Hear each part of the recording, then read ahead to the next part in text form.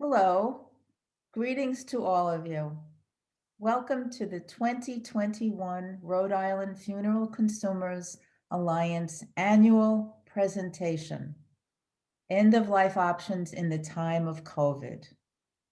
My name is Dana Delbonis, and I'm one of the presenters you will be meeting today.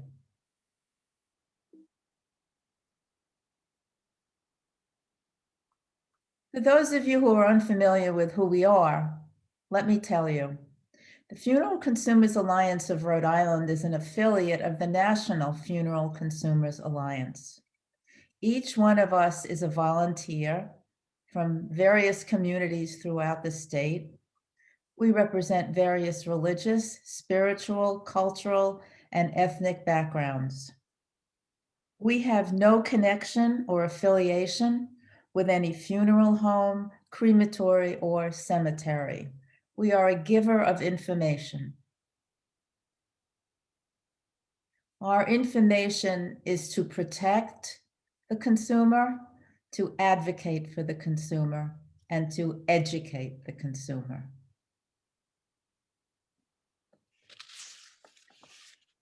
We believe in pre-planning. Why do we think it's important?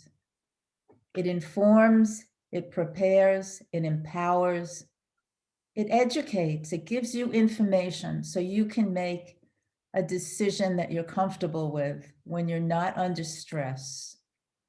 It clarifies your final wishes. It improves your choices to conserve your finances, and it assists with closure.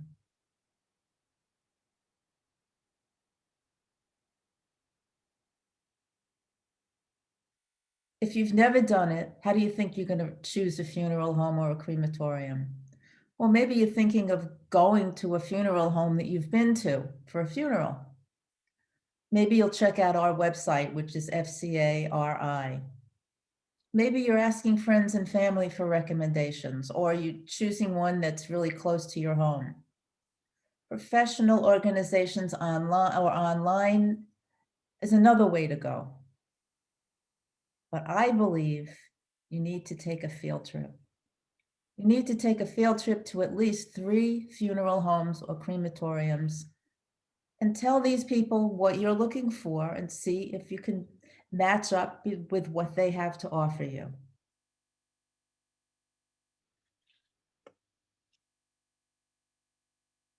The funeral rule was enacted and enforced by the Federal Trade Commission many years ago in 1984. What is it? Well, it protects the consumer. It protects you so that you receive adequate information concerning all goods and services that they may purchase from funeral providers. You should be getting a price list, an itemized price list. There is no package pricing. And if you do come across a funeral home that has package pricing, find another. Here are some funeral planning trips. As I said before, select 3 funeral homes, prepare a list of go. When you do go, request a current copy of their itemized price list, and I suggest current copy. You will avoid emotional spending. You might even consider a death doula. Here is Amanda to give you some information about a death doula.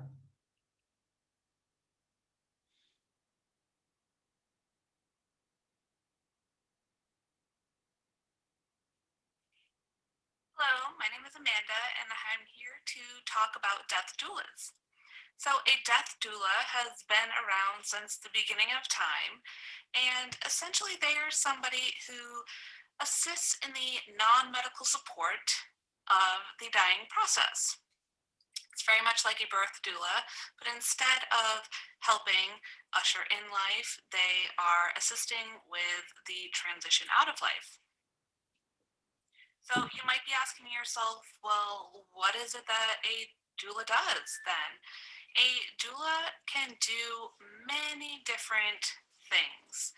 Some tasks might include helping you with your advance directive, gathering paperwork, creating legacy projects, planning for your celebration of life or funeral, planning and assisting with home funerals, and also sitting there with you, giving your caregivers some support and reprieve in the caregiving process.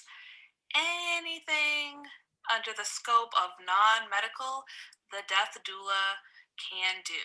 Not all death doulas are the same. Some may provide a wide range of services, whereas others feel comfortable only working with a few select services. So if you are wondering, well, why would I even hire a death doula? There are a few reasons. One, they are an advocate for the dying person, and they are a great person to have on your team as you are heading into the last stages of your life. They are somebody advocating for you, the one who is dying, to make sure that your wishes are heard, to make sure that you can stay in the home if that is one of your wishes, which for many of us, if not all of us, that is what we want. Who wants to die in a hospital? Not many people. With a death doula, they can point you in the direction of hospice, palliative care, other home health medical personnel to help make those wishes come true. They're also oftentimes much more cost effective than a funeral director. And it's just really great to have that peace of mind, to have a calm pillar of strength, somebody who can bring down the emotional temperature of a room if there's a lot of grieving family around, somebody who has that headspace to make those sound decisions, to keep things moving along and not hinder the dying process. And you may be wondering, well, how much does the doula cost? Just as there are many different doulas offering many different services, so true are the pricing options. You have people doing it on volunteer basis, sliding scale, donations, um, hourly, by the package, it the whole shebang. On average, you will find that death doulas range from a few $100s to 1,000 or a couple $1,000, depending on the duration in which they're working with you and the scope of what they're doing. Thank you, Amanda. You know, when you think of funeral expenses, you can think of three different categories: the funeral home, the service, and the cemetery. Maybe you've already decided what expenses you will need and which you're just going to say, not for me. Casket or an urn, if you're burying someone, if you're cremating, but maybe you don't need the urn. Embalming, clothing and makeup, calling hours, one evening, one morning, 2 evenings, memorial cards, the obituary and the notices. Have you noticed how expensive obituaries are today? And transportation, do you need any or can you use your own car?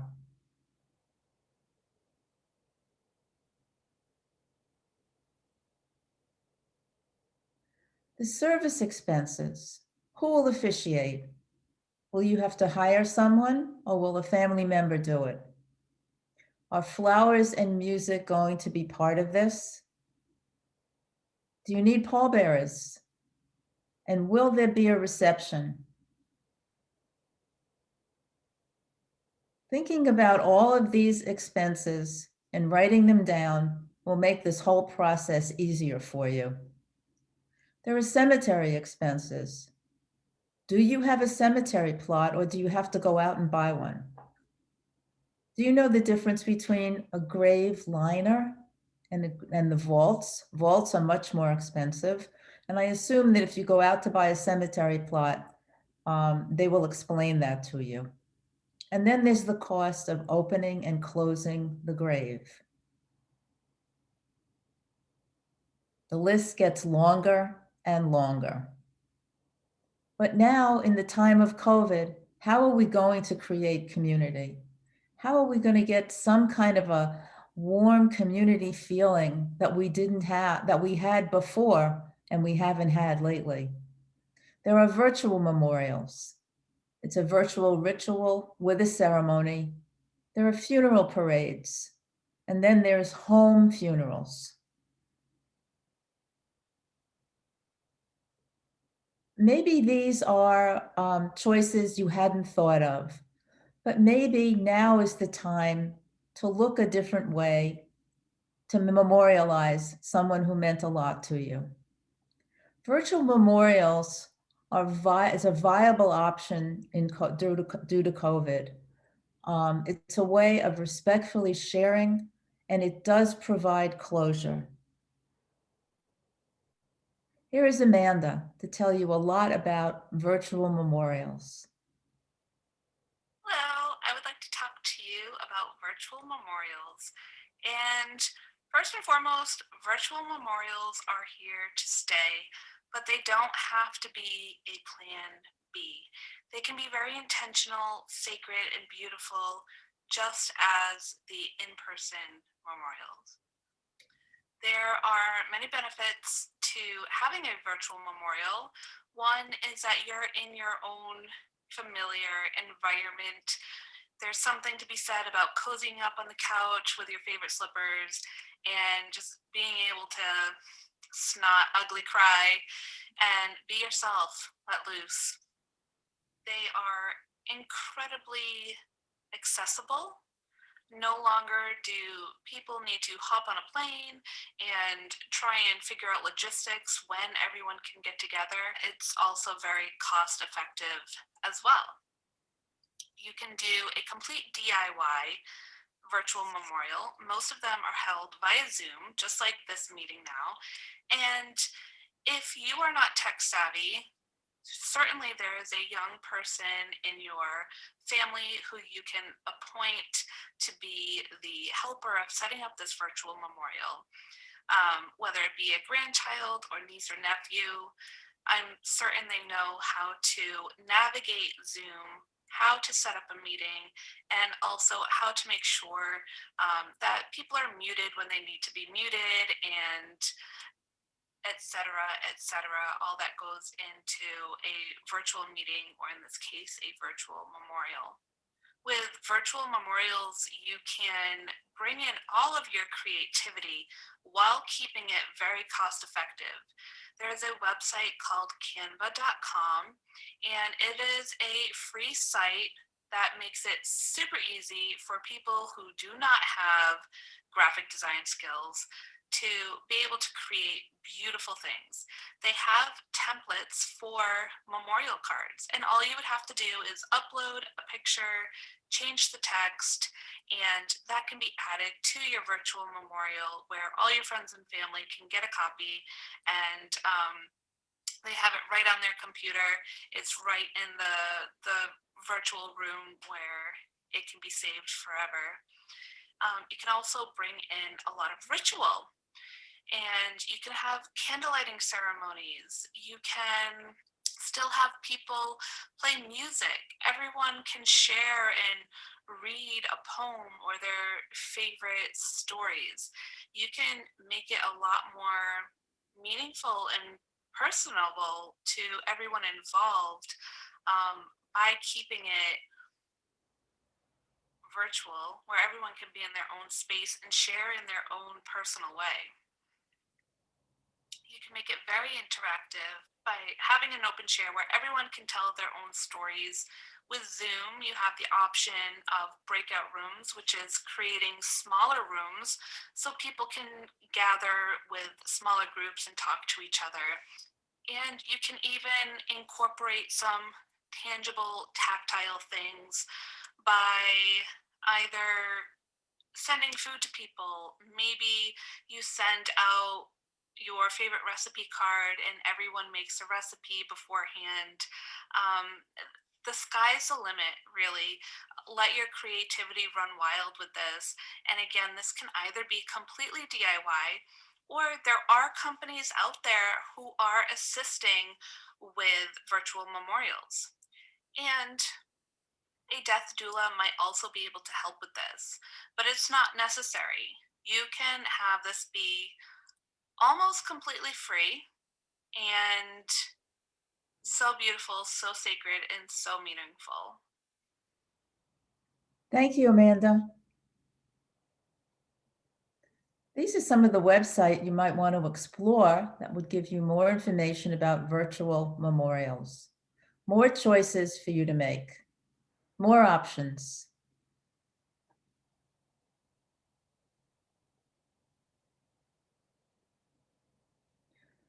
Once you've made your choices and you've written everything down, where are you going to store these documents?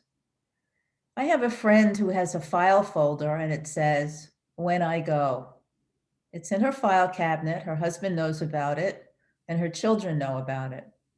And her husband's information is in there also. Maybe you have a trusted family member who can keep these documents for you if you don't want to, or if you choose not to. Maybe you have a religious or a spiritual advisor you depend upon. It could be your attorney, but never, never, never, never in a safety deposit box. Even if you have more than one name on the box could be locked and these documents can never be gotten to.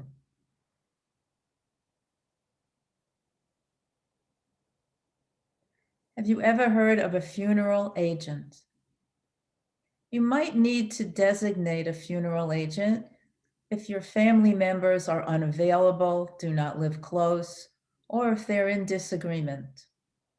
The funeral agent is a legally designated person named by you to follow your end-of-life wishes. A legal document must be drawn up with authorization, and this is something that is notarized.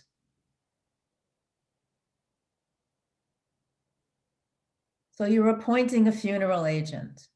You're considering a trusted and responsible family member or friend. You could name the funeral agent in a will, or as I said before, a notarized legal document. The only plus to the notarized legal document is it's more available, and it should be with the person you're choosing so they have it. And again, never, never, never name a funeral director.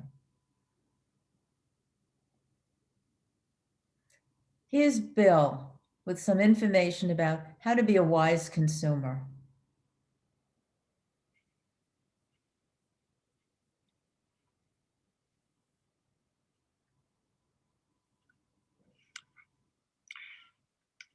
Funeral homes provide a valuable service to families in a time of grief and sadness. But funeral homes are not a charity. They are a business, and in order to survive, they need to make a profit. This means that families must be wise consumers in working with funeral homes. Allow me to share a personal story.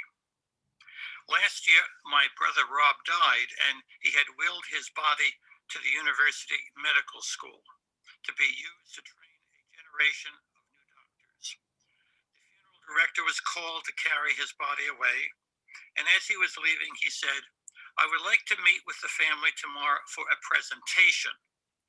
What he was saying was that he would like to sell them services and products associated with final affairs. The presentation was held the following day, and as the family gathered, he asked them all for contact information. Then he asked the widow to talk about her late husband, about his careers, his interests, and his hobbies, and she did so at length. The funeral director then began to explain the services he could offer. Because this was a body donation, there was no need to talk about a casket. Caskets in that establishment range from $220 for a cardboard container to $16,000 for a more elaborate model. There was no need for embalming, viewing, or a funeral service. However, other services were available. Help with a death certificate, an obituary in the local paper, assisting with a memorial service and a luncheon. And at this point, warm cookies were passed out. But there was more. A basic memorial package, thank you cards, service bulletins, memorial candles, customized DVD with 75 photos, a premium wood flag case. He was a veteran. Flower seed packets. Altogether, this added up to hundreds of dollars. All these items were spelled out in the funeral home's general price list. Note that when you deal with a funeral home, you can expect they are here to help you with your loss. But because they are a for-profit business, they will seek to give you services at a time when you're under great mental stress. In this time, there was no need to hurry a decision, as there would be no funeral. If a funeral is held, decisions will have to be made in a matter of days. If you are the individual who's designated to carry out the wishes of the departed, be prepared. Hopefully you will know because the deceased has made known his or her wishes and made them clear as to what was needed and was not needed. When presented with choices by the funeral home, take the initiative and indicate what the family wants. What is the family's plan? How do they want the plan to be carried out? Ask how the funeral home can help with the plan.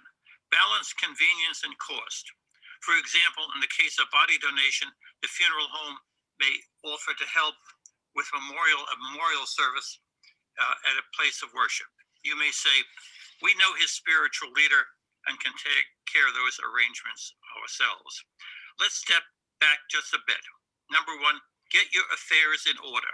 The booklet, Before I Go, You Should Know, is a good resource. Make your wishes, your final wishes, known to your family, particularly that individual who's designated to carry them out. Coach your designee. Anticipate sales talk from the funeral home. What is needed, what is desired, what is not. Finally, recognize that funeral homes, while helping at a time of need, and they do need to be compensated for their services, at the same time, your value should be honored even at the time of your death. Thank you. Thank you, Bill.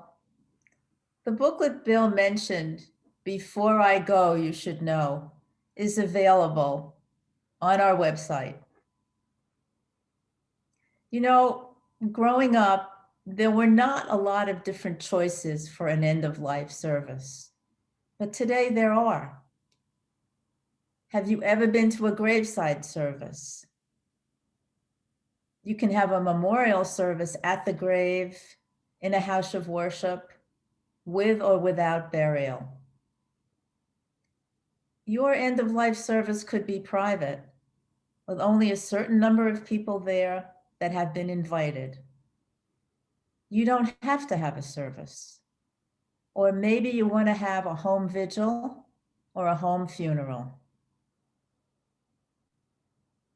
Here is Bill to talk about home funerals.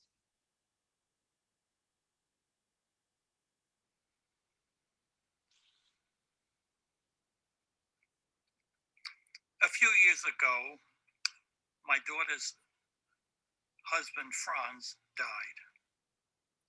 He had been a poet.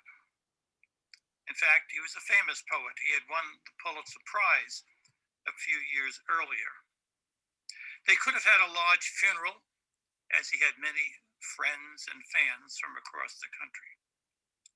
But together, they decided they wanted a home funeral. So when Franz passed away at home under the care of hospice, his body was laid in his bedroom, a cool bedroom, and it lay there for 3 days. During that time, a home service was held. Franz had a priest, a friend, who helped with that service. But mostly it was a matter of reading Franz's poems. So as his friends, a small group, gathered together in the living room, they each took turns reading a poem of Franz that meant a lot to him.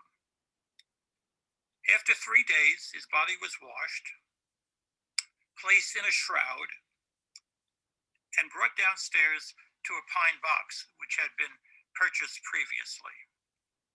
The box was then carried to a friend's station wagon, and it was carried off to the cemetery. And there again, a brief service was held. Something old, something new.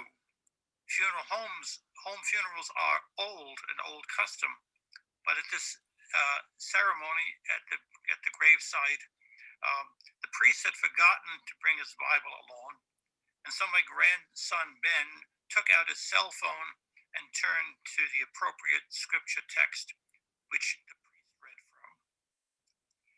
Now, home funerals are not for everyone, but for Beth and Franz, this is what they wanted. This was their desire. This was simple. It was a small group of intimate friends gathered together to say goodbye to Franz, and they had their wishes. This may be an option that some individuals today may want to consider as they think about their own passing.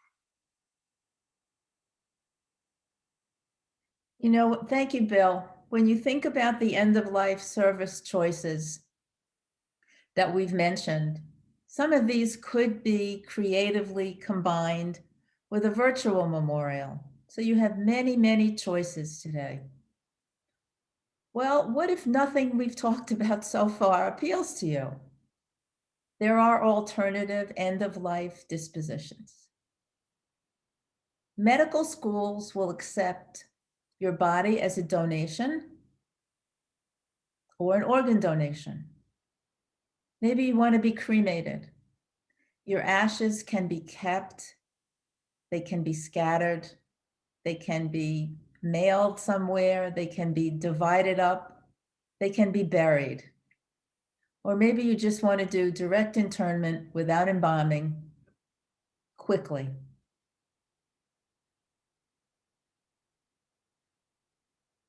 Here's Bill to talk about body donation.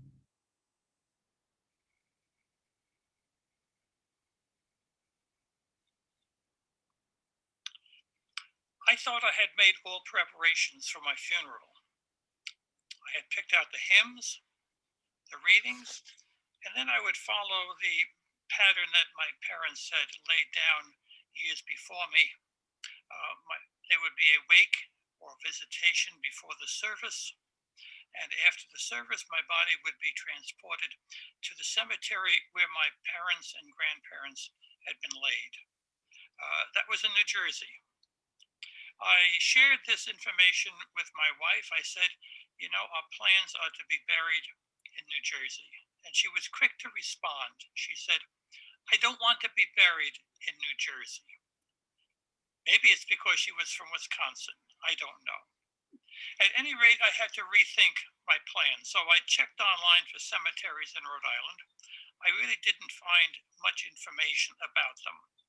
But I was also rethinking the plans for burial. For one thing, the casket would be expensive. And in addition, there would be the cemetery expenses. But more important, I just couldn't see through the idea of burying all that precious wood and stainless steel in the ground. It seemed to be a waste to me. So again, I went online, and after a lot of searching, I came across the website for the Funeral Consumers Alliance of Rhode Island. And looking through their website, I found that they had had a program recently in which a professor from the Brown Medical School had talked about body donation. Well, I looked into that process and procedure and found out that, yes, that would be an answer to my problem. I would donate my body to the medical school, where it would be used to be studied by doctors, a few doctors to be, and would help to lengthen and improve the life of many people after my passing. So I went through the body donation process, and the plan now is for my body upon my death to be donated, at which point there'll be a memorial service at my family's convenience. And when the doctors to be are finished studying me, the body will be cremated and returned to a columbarium at my local church. Meanwhile, a memorial service would have been held, and with the money saved, we could have a sumptuous luncheon for all the people that attend. So my life will be over, but my body will be used, and it will be continued to be useful to those doctors, and hopefully down the line to many of their patients in terms of improving their life and lengthening their stay on this earth. To me, that's a reasonable way to go. It's cost effective, it's more environmentally friendly, and it will be a benefit for people beyond my passing. Thank you very much. Thank you, Bill. Cremation has become very, very popular in the past few years. Here are some of the facts that we're going to be covered. Its popularity, the fact that there's less religious objection, it is an economical way to go, and direct cremation is even more economical. And what do you have? You have the cremains, and what are you going to do with them? Here's a personal experience I'm willing to share with you. Good morning. My name is Dana Delbonis, and I'm a board member of the Funeral Consumers Alliance of Rhode Island. For most of my life, you could say I was very traditional. When I thought about my own death and burial, I thought I would be in an all-wooden casket and have a traditional burial in a cemetery. So much so that when I was in my 30s and my dad kept encouraging me to buy cemetery plots, I went out to buy 4. But as I've gotten older, my preferences have changed. Before my husband passed in 2012, he specifically told me he wanted to be cremated. No big affair, no viewing, no mass, no big dollars. So I honored his wishes. He was cremated. His ashes were interred in one of the 4 cemetery plots we had purchased years before. We had a memorial service and we went out to eat. So here I am now, going to follow right along with what my husband did over 8 years ago. For those of you who are not familiar with cremation, let me review a few things. First of all, how popular do you think cremation is? At the beginning of this year, CANA, which is the Cremation Association of North America, estimated that cremations would be chosen about 55% this year. In 2023, it will be close to 60%, and Rhode Island will be close to 58%. Why? It's economical and it's simple. It allows much more flexibility in funeral and memorial services, and it uses less land resources than traditional earth burial. In cremation, the body is placed in a rigid combustible container. Federal law requires that all funeral providers must make inexpensive cremation containers available to you. You can make or furnish your own. Caskets are not required for cremation. Cremation is a process that uses intense heat and dehydration to reduce the body to ashes and bone fragments, typically referred to as cremated remains. The crematorium will probably return the cremated returns to you in a plastic or wooden container perfectly adequate for burial, shipping, storing, or placing in a columbarium. Sometimes funeral homes will encourage you to purchase a decorative urn, but it is not a necessity unless it's something you want to purchase.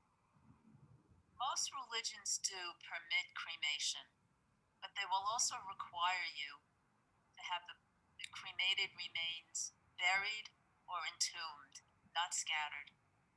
But Orthodox Muslim, Greek Orthodox, and Orthodox Jews, and some fundamentalist Protestant groups do not. 8 years ago, I needed a funeral director to help me. but I was able to choose the crematory. Some crematories will only work with licensed funeral directors and will not accept the body from the family. So that is a question you need to ask. Now, some funeral homes have crematories. A very affordable option is direct cremation. The body is cremated shortly after death.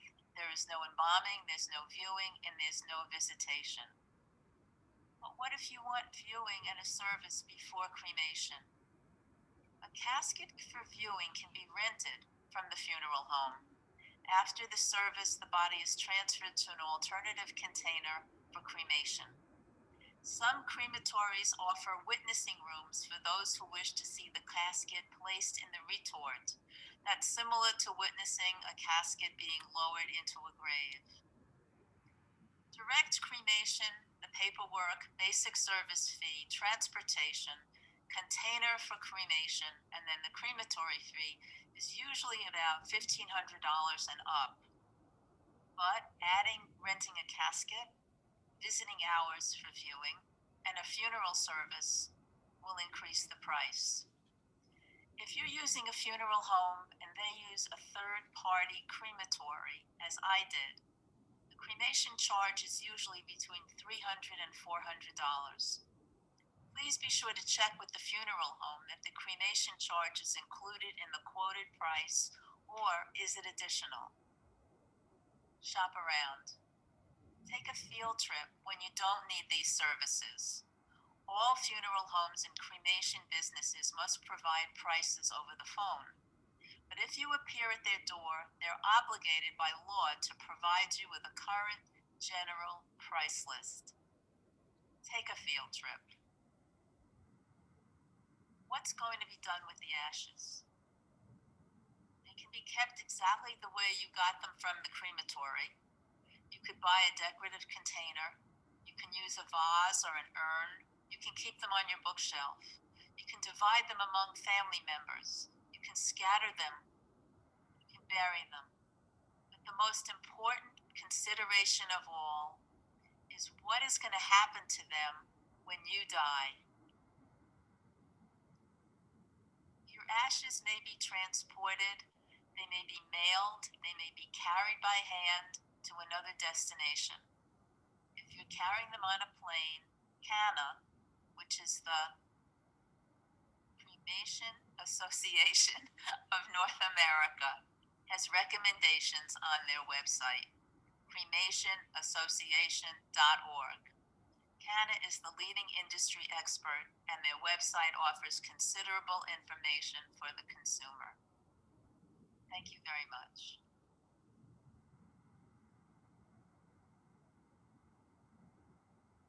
You can scatter your ashes in a memorial garden. Here's one on the left, or in a body of water. In this memorial garden, there's a memorial stone that lists the names and I think the date of death and birth of the people that have been cremated.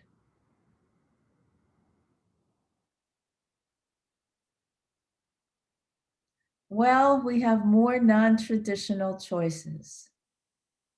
Maybe you've heard of a columbarium and you like that idea. We'll have a photo for you shortly. There's ecological composting, alkaline hydrolysis, and green burial.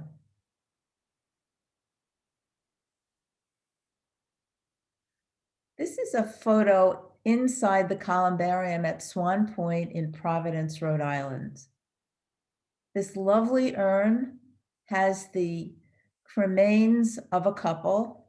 They did not die at the same time. They died years apart. And the cremains were added after the second person's cremains were added after the second person passed.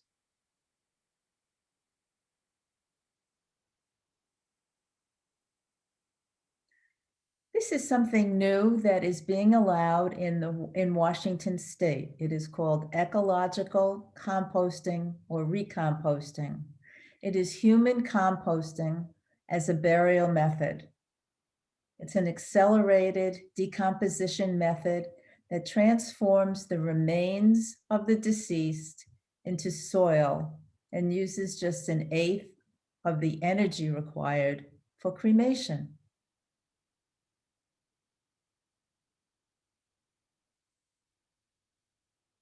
And this is alkaline hydrolysis, which uses a solution of water and potash that is heated that will dissolve the body.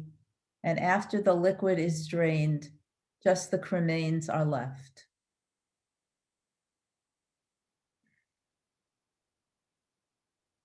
What is green burial? Maybe you think you know. For thousands of years, Orthodox Muslims and Orthodox Jews have used biodegradable materials.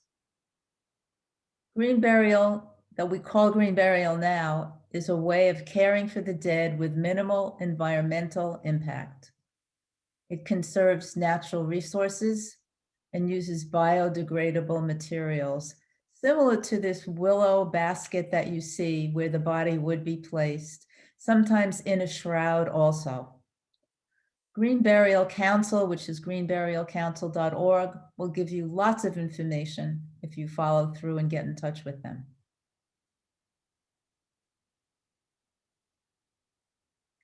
Green Burial Council advocates, monitors, and sets the standards for varying levels of green burial, and there are 3 of them. They emphasize simplicity and environmental sustainability.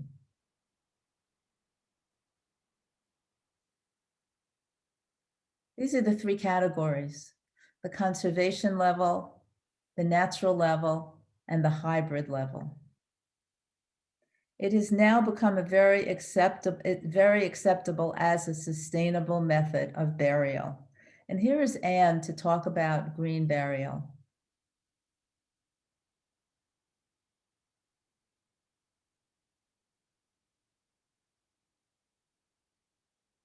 Hi, everyone. I am going to share with you today my personal story about why I wish to be buried in a greener, more sustainable way. And the importance of pre-planning. So I was raised in the 1950s in an Italian Catholic family in New York, and my dad died suddenly at the age of 42 when I was 7 years old. Our family followed a traditional model of burial where we used a funeral home and a local cemetery. And the Catholic Church did the Mass, and the funeral director embalmed and cosmetically prepared and dressed the bodies. Then the director and associates assisted with choosing a coffin and arranging for transportation of the body and the information about the funeral parlor and the cemetery was discussed with the families. A hearse was hired for transportation to and from the church or the funeral home to the cemetery, etc. And all the announcements and rental of the space for viewing, flowers, newspaper article, announcement in the obituary section, memorial holy cards, etc., were made by the funeral director. And that's pretty much the model that my family followed. Mom was overwhelmed, and Dad was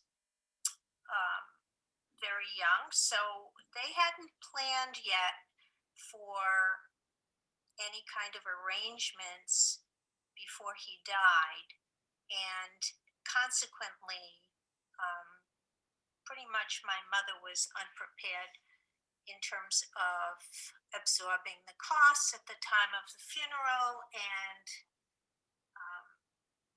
not to mention the emotional costs that were going on. So, my mother was advised by the Catholic nuns to leave the children out of the church and funeral home viewing and other funeral services. We, my sister and I, were not told of his death until several months afterwards, and I just thought he was being hospitalized again from his military connected PTSD and other damages that were caused to him as a result of the military. Being advised not to inform and allow the children to be an interactive part had a big bearing on me. And I often felt betrayed throughout my young adulthood. That was before psychologists advised parents to allow children to grieve and share in services at the time that it's going on. Hopefully, this is more the norm now, as this is a better way of dealing with things for most people. The issue of the finances. As a result of not planning ahead, as I said before, the funeral and cemetery costs placed our family on a very difficult trajectory, trying to make sense of it all. While some of these costs could have been attenuated had my family known of their rights, such as not performing embalming services, a smaller headstone, a less expensive coffin, and some of the other costs could have been mitigated and more affordable.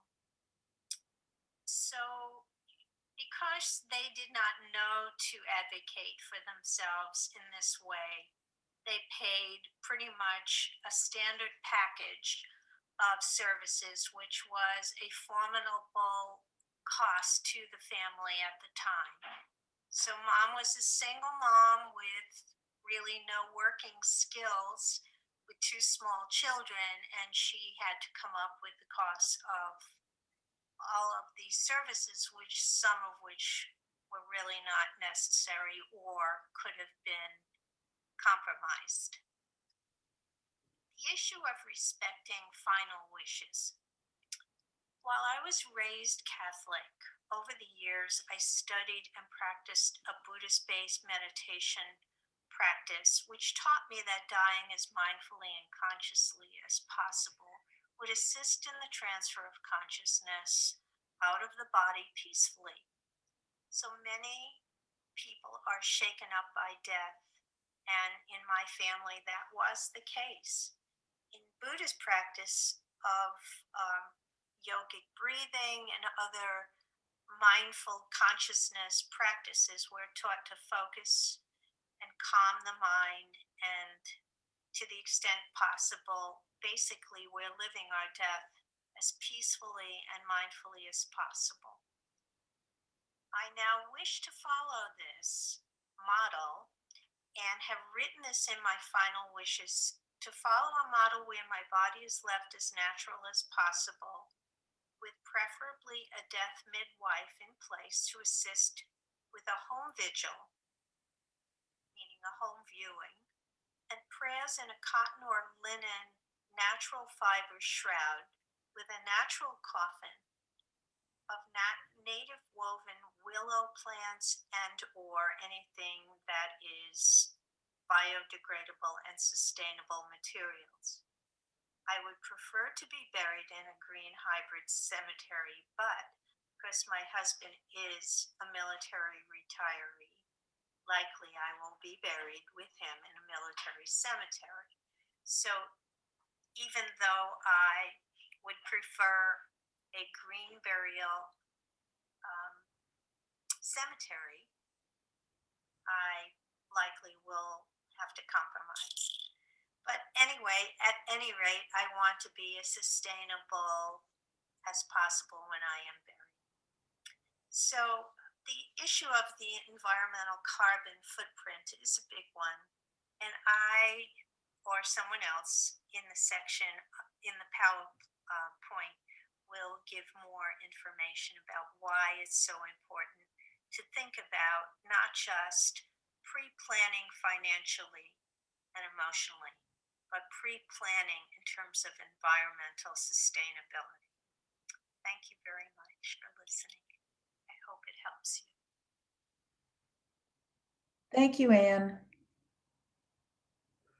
These two pictures show, the one on the left shows a body in a white shroud being prepared for burial.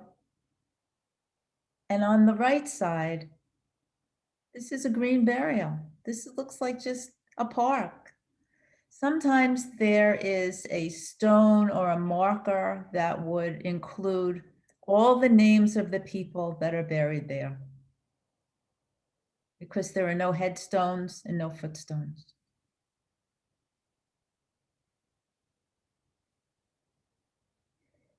Sometimes there's a problem and you die away from home. Well, a funeral director needs to coordinate the services that would be needed at that time, wherever you are. You have an option. How is this body going to be brought home? In a casket or as cremains? And the transportation costs will depend upon that, which choice is made.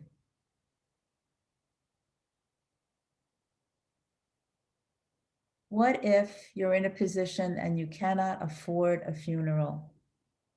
GPA in Rhode Island provides financing if income criteria is met.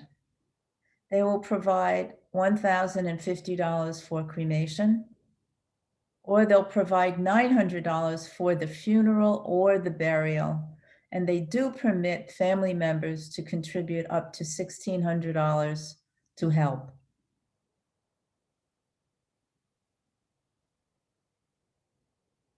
All of these resources, as others, are on our website. That's where you'll see the advance directive form for the agent, if you choose to get an agent. But all resources are there for you to look at.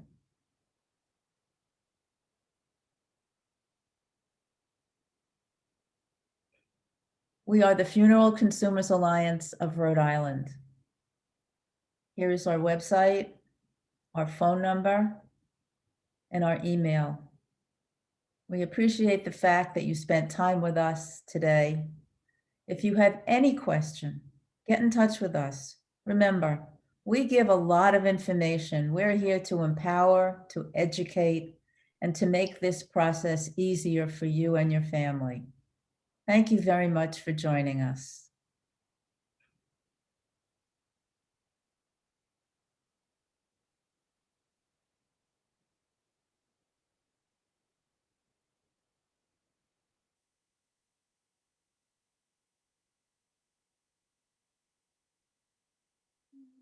This is stopped.